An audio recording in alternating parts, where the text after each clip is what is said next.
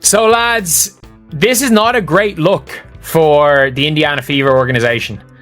If you've got Caitlin Clark, the star of the Indiana Fever,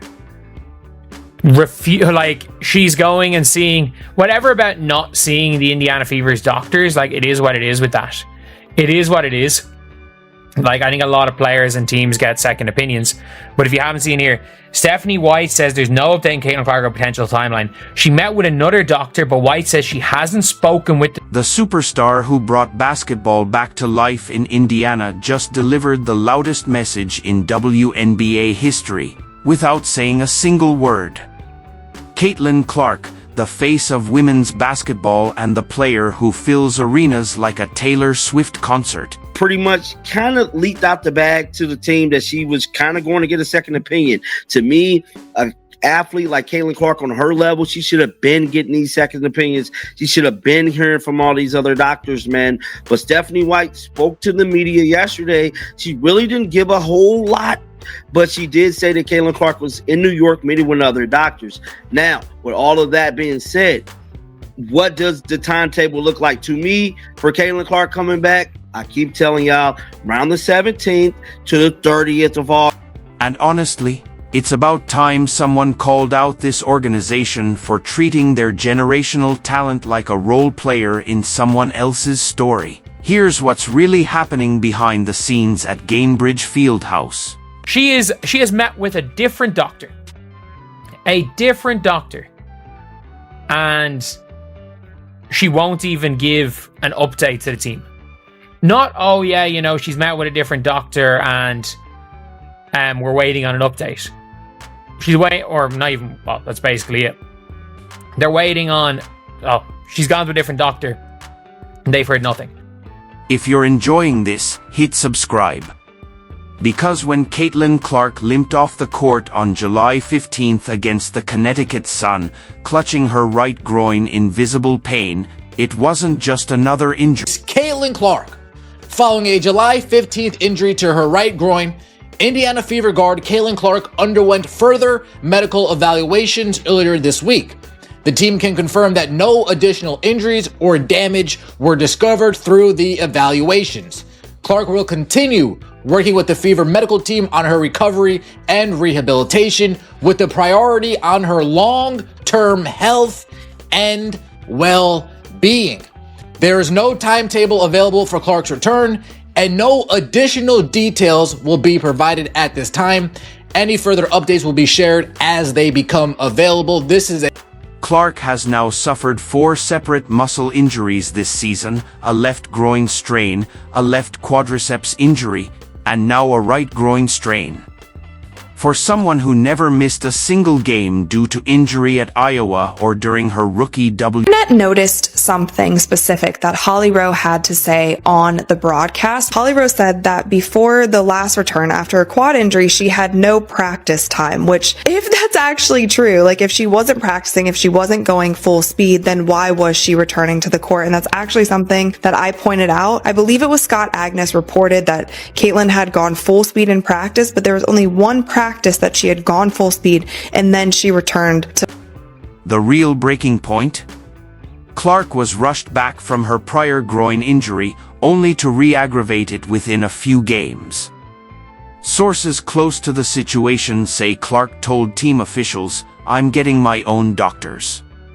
Clark's team has made it known, we are going to be holding her out until she is fully recovered. We are not going to be rushing her back at all. After taking Indiana Fever's advice, eventually Caitlin Clark needs to take matters into her own hands, make decisions for herself, and I believe that's what we are seeing with the team that she now has surrounded. Let's go over the facts the Indiana Fever doesn't want you to see.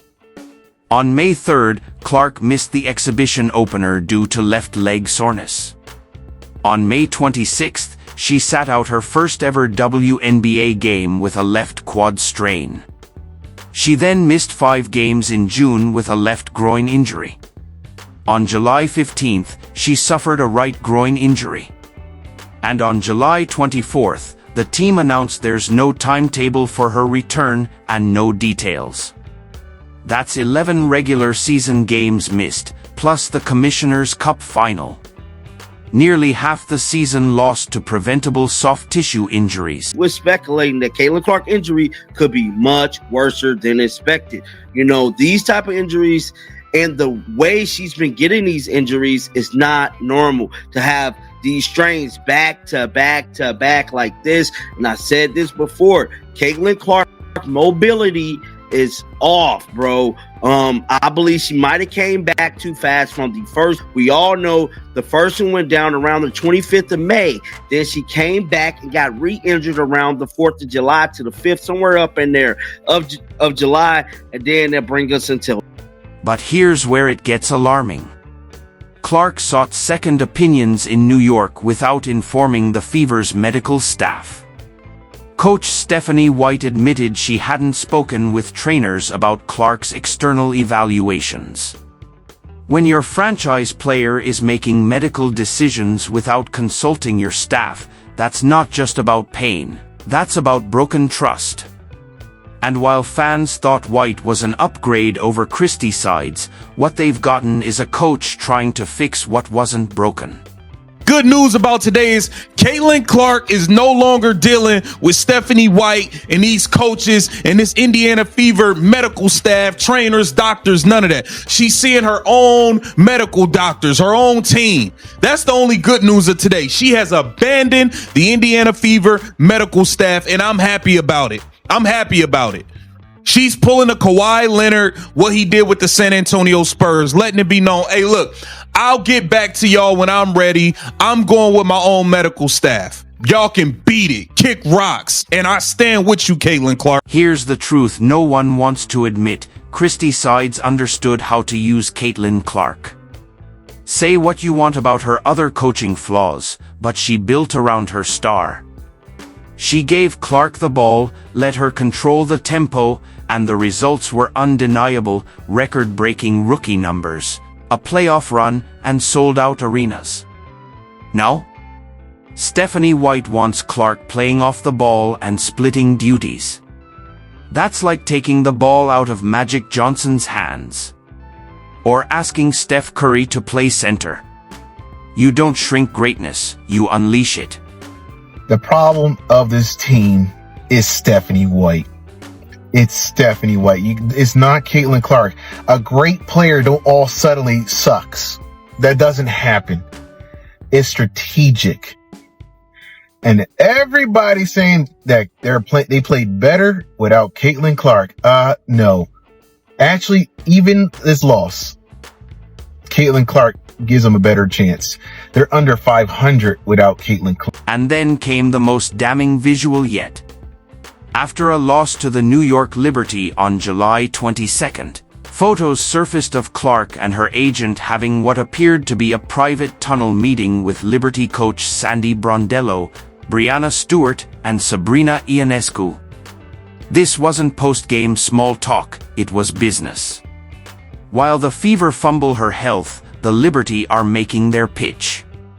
Sources confirm Clark has fired the Fever's medical staff and is seeing specialists in New York, refusing to share any updates with the team. This is full-on medical mutiny, and it mirrors Kawhi Leonard's infamous San Antonio exit. But this is how it starts in sports. This is how it starts in the NFL. This is how it starts in the NBA. When you start seeing the wheels in motion, there's signs. There's signs before eventually a player gets traded. A player eventually marks their next destination. The Indiana Fever, you're on notice. You're on notice. You better recognize what you've got going on, the asset in front of you, and you do whatever you have to do to correct what is happening. The fact that she's suffering the same injuries repeatedly tells us one thing: the root cause has never been addressed. Top trainers have pointed out that recurring groin injuries in elite athletes usually stem from poor conditioning or bad rehab protocols. Clark's playing style demands tailored care, and she's not getting it. When she's on the floor, the Fever look like contenders. Without her, they're 4-6, including recent games where they've looked average at best. This isn't just why Caitlin Clark was injured is a real thing. It's not just because she's a good player and people go hard against her, in my opinion. There's some other stuff going on there. A lot of pressure to put people in seats, to put eyeballs on the game. You come back a little early. Teams, as they should, play hard against her. Some teams go over the line and refs seem to look the other way, in my opinion. You had some of that going on with some other talent in the league as well last year. But this is different. Stephanie White needs some blame as well.